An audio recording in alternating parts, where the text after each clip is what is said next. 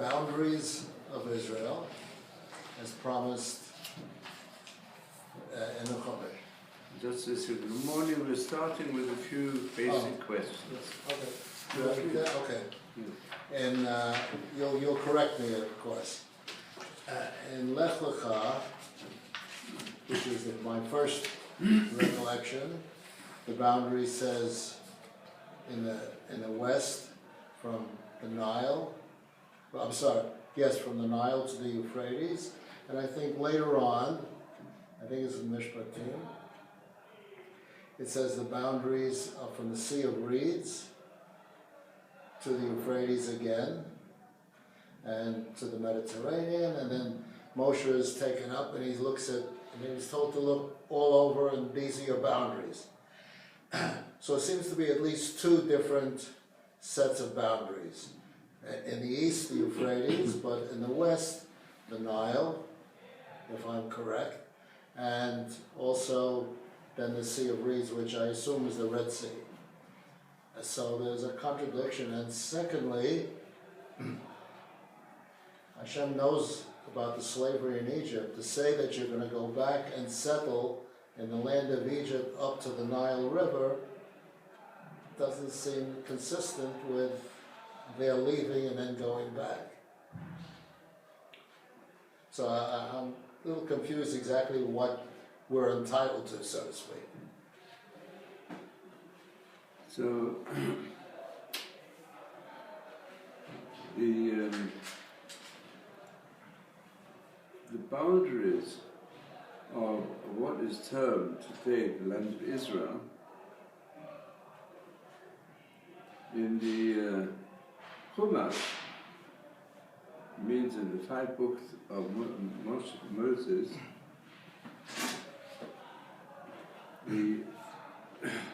one of the edges of the boundary is mentioned as Nahar Mitzrayim, the river of Egypt. There's a controversy because generally speaking, the Nile is called Yaor. That's the Hebrew name for the Nile in the Chumash. So most commentators and scholars, they interpret Nahar Mitzrayim to be what's known as the Wadi El Arish, which is in the extreme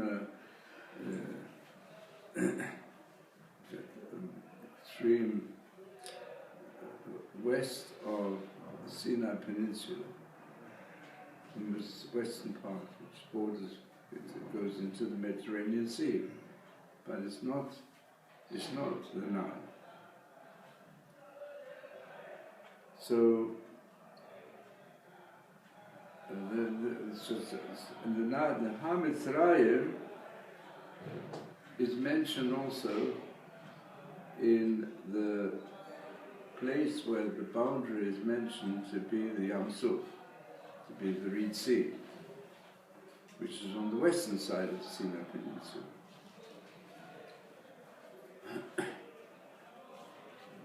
So it's like this. The way in which the land was to be settled by the people of Israel via Moshe and afterwards via Yeshua, and the way in which it was actually settled and divided amongst all the tribes was as follows. The main division, as it was commanded, was on this side of the bank of Jordan. It's on the western side of the bank, the western bank of Jordan, going down to Eilat, and going over to the Wadi El Arish, which is the most southernmost part of the Negev, and going in the north up to Lebanon. That's how it's described in a few places in the Chumash, to divide the tribes of Israel in that area. And initially, there was no commandment given to conquer Transjordan as part of the land of Israel. And then called the land of Canaan, the land of the 7 nations, did not include Ammon and Moab, for certain reasons. But then when Sichon conquered Ammon and Moab, and they had to, because they attacked the people of Israel, so therefore they had to take it over as well. Came the 2.5 tribes, Reuben, Gad, and half the tribe of Manasseh, and they said, we'd like to settle here, since it was land which was taken over by the people of Israel. There wasn't really initial settlement. Nevertheless, it was given to them. So that's how the land of Israel under Moshe and then after under Yeshua was taken over and continued in that manner in the Second Temple period. In the first, Temple period. The promise given in Bereshit to Avraham Avinu, Yes. was that he would have from the river of Egypt. In fact, there's some other expressions. Some people say there the reference Israel to the Nile, but it's a mute question. Also, Nahal Mitzrayim, going up to Euphrates.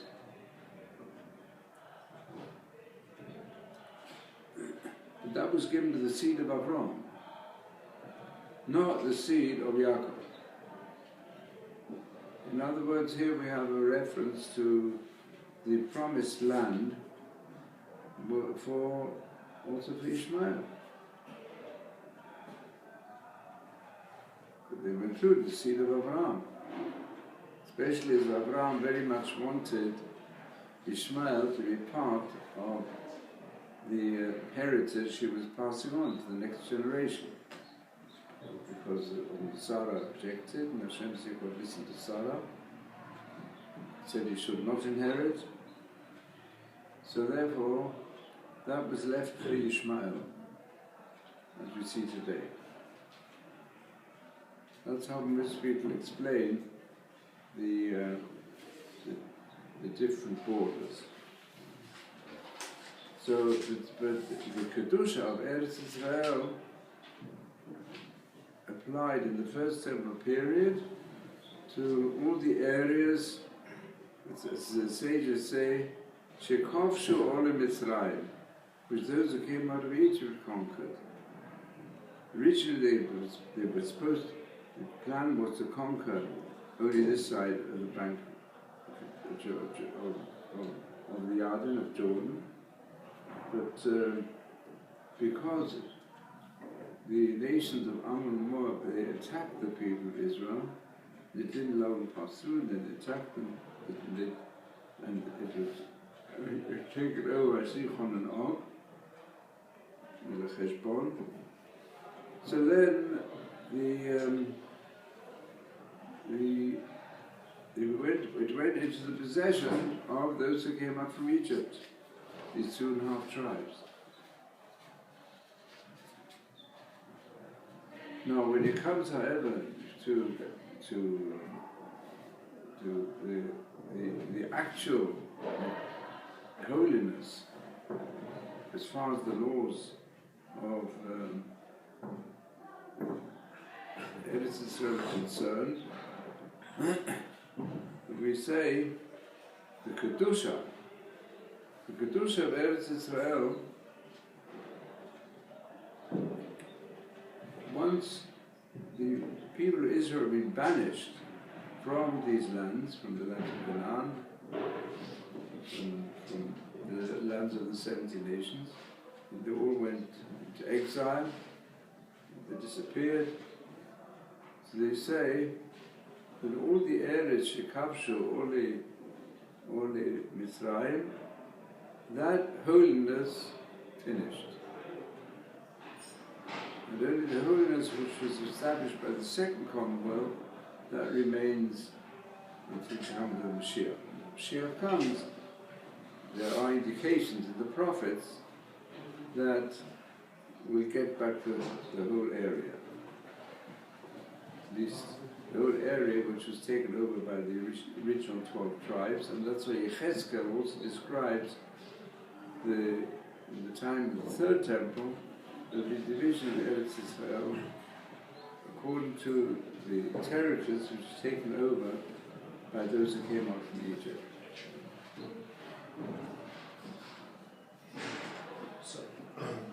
So we don't. But you could, if you will, I think even in the Alt Scroll edition of the Chumash, I think they give you maps. They give you also descriptions of the major consensus of opinion. What are the actual borders, as far as you can see them there, according to the map we have of the Middle East of today. We don't read it literally as Nile to Euphrates. We read it literally, but we don't translate it or bring it into reality from the Nile to the Euphrates. Well, there are some commentators who say it's reference to the Nile. But most of them, also the scholars, they go into whatever ancient records we have. So the Wadi El Arish was known as the stream of Egypt. To some extent it formed the border also in many periods of the history of the Middle East between the land of Israel, or the land of Canaan, it was called Palestine, and the Egyptian territory.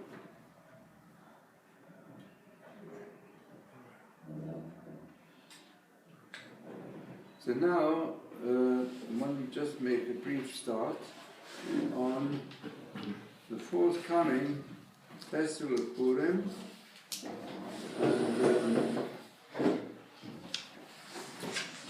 and with regard to this festival, the spirit of the festival precedes it.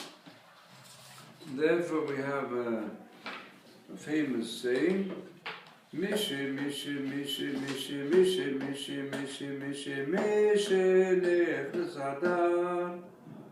Mishe, Mishe, Mishe, Mishe, Mishe, Mishe, Mishe, Mishe, Nechnas Adar. Ay, ay, ay. Mishe, Nechnas Adar. Marbe, Marbe, Besimcha. Mishe, Nechnas Adar. Marbe, Marbe, Besimcha. That means when Adar is coming in, we're already nearing the end of the first Adar, and now we're coming to the few days to the second Adar. You see, when Adar comes in, we increase with joy. So let's try to understand this here according to the insights of Rav Dessler.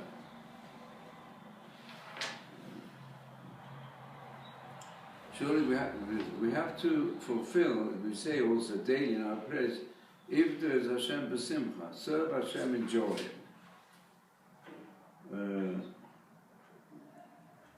If one analyzes, as we've been doing frequently, Hebrew concepts through Hebrew words, the word simcha, since they're also phonetic, and we know in the Hebrew language also a linguistic connection between the sounds of shin, the sounds of tzadi, sin and tzadi. So sameach is connected with sameach, with growth. But there's so many words for happiness in the Tanakh, in the Bible, because there are very many different aspects of happiness. But one of the aspects of happiness is when you feel you're growing. If a person doesn't grow, then it doesn't just stay static, he vegetates, deteriorates. We either grow or the other way around, decline in our abilities and also in our happiness. So therefore, Sameach is when we grow, which brings great happiness, growth. So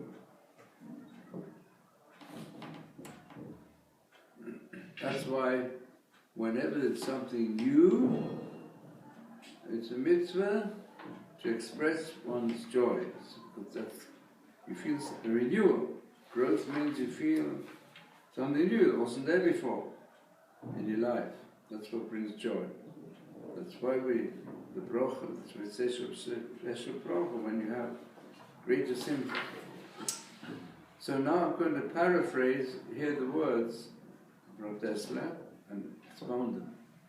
Misha nifta mabe b'simcha, and when this is mentioned in the Gemara, it also says, just like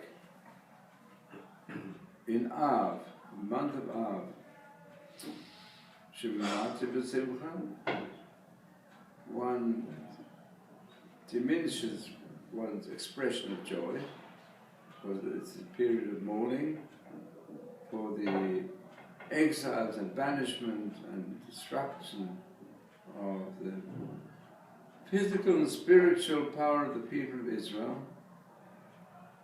And Mamatim B'sim, Mamatim B'holchim, it keeps on going on from Rosh Chodesh, as we know, in the month of Av. So there's certain limitations of joyful expression regard to many things, also having weddings altogether, having banquets of enjoyment, and even in external appearance, garments. So there are certain laws that apply from Rosh Chodesh of Av, more intensive than in the week where Tisha B'Av falls. Then we have the day before Tisha B'Av, the Tisha B'Av itself. Kain b'chodesh Adar, so also in the month of Adar, we keep on increasing our joy. Ma'abim v'olchim b'simcha miyom liyom, from day to day. Although perhaps externally we don't have such signs beforehand, but it should be an inward growth. So avodah pnimit miyuchedet. It's a special inward work.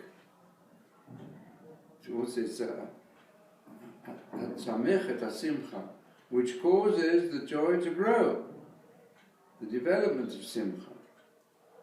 So we have to understand what is so important to develop joy, reaching its climax on Purim. Connected with this, there's what is written in the name of the Ari. Actually, Arizal, which is, you know, this great Kabbalist, but it's primarily interpretation of the Zohar. And already says in the Tikkun Zohar that we have two poles of expression of the service of the people of Israel, which are two extremes. We know that Rabbi Hirsch expressed it, said that the catechism of Jews, the calendar is the catechism of the Jew. And he said it was in the Christian world, we had a catechism, even the present audience doesn't even know what that means, but the idea is that we find in the special luach of the festivals and the fasts and different periods in the Jewish calendar, they contain spiritual lessons of importance, which are expressed through ways of behavior different times of the year for the people of Israel. So we have Yom Kippur, which many think is the greatest day of the year, and to a certain extent it is. But we have, in the same way there are 6 days of the week culminating in the Shabbat, so also we have 6 major biblical festivals. But the one which is called Shabbat Shabbaton, the highest one, is Yom Kippur. Yom Kippur is the highest day, the Day of Atonement. From many points of view, it's the most holy day.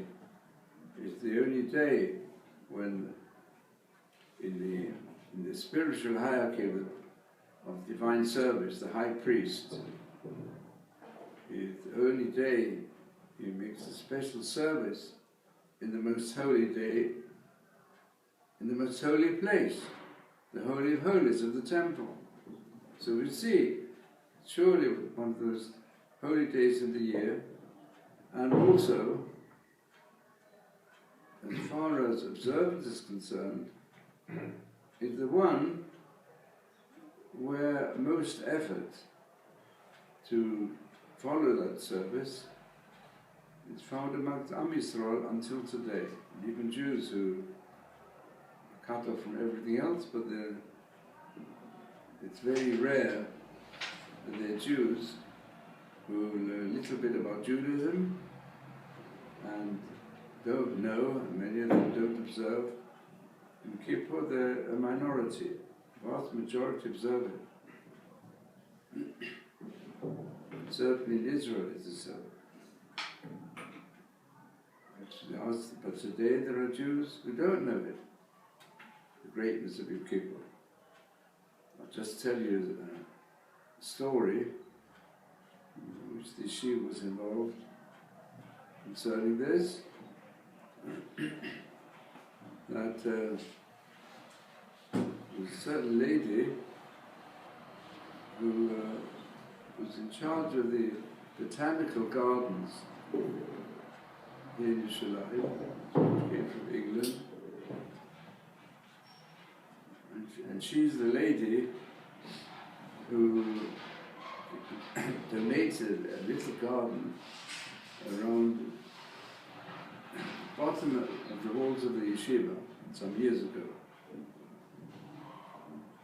There's still a plaque up in the corner, in the entrance, which describes the contribution, and she used to look after it.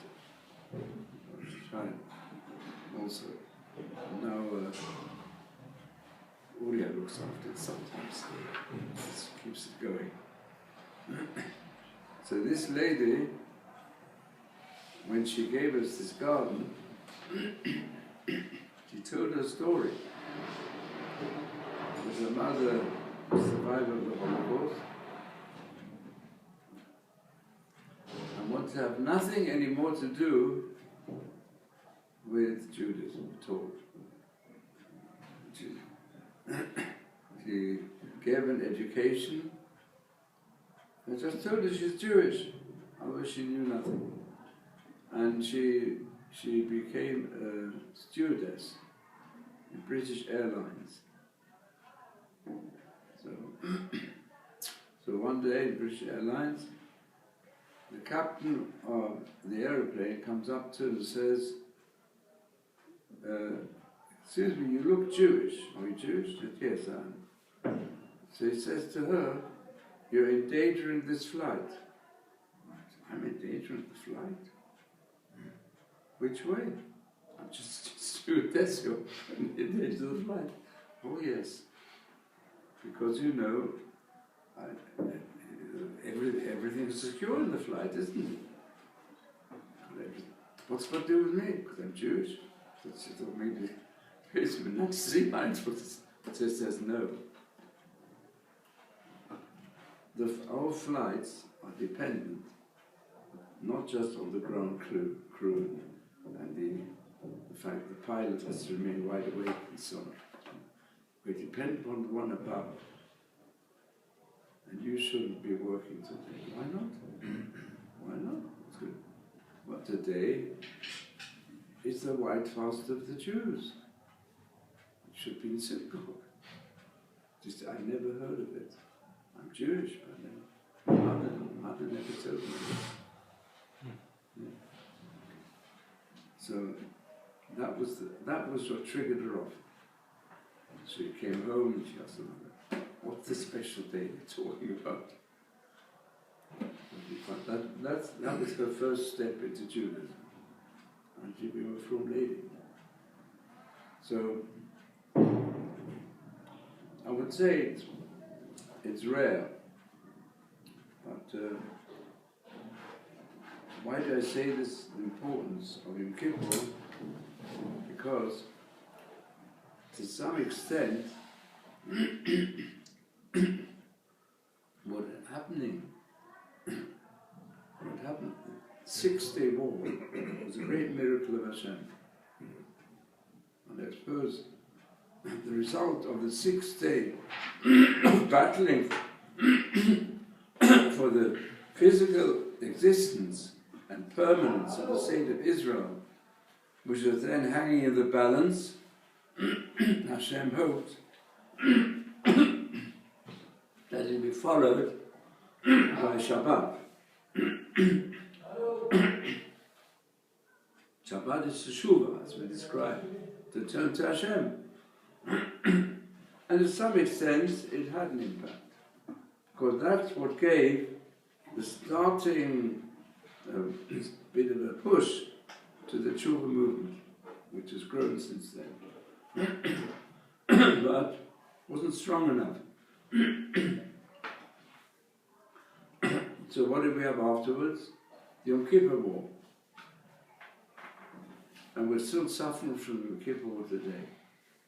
The achievements of the 6-day war, they're going down the slippery slope, bit by bit, until we're faced with the question today, what are we going to do if the West Bank is a very serious problem? It's going to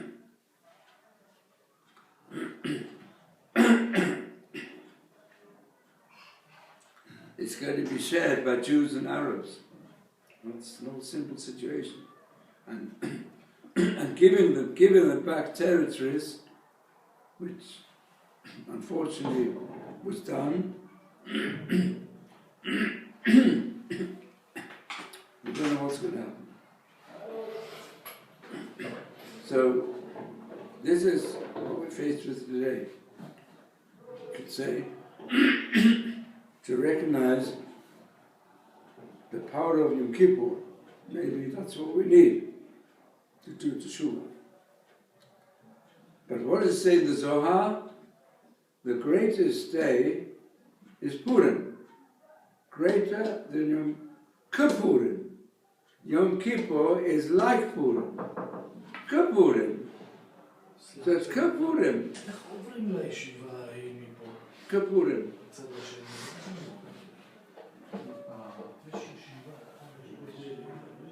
So this is a very critical statement. But I say, let's just look at it on the surface.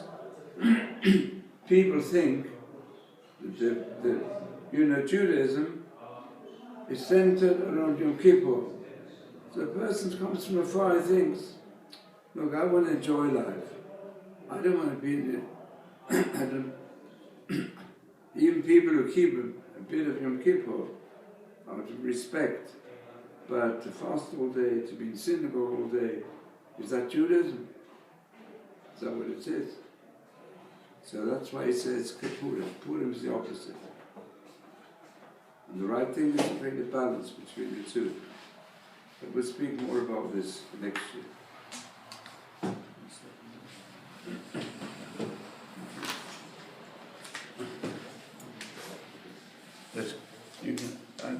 It's good if you can either keep this or give it back to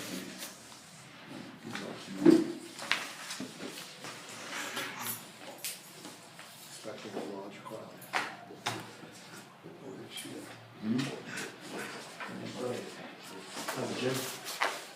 Okay.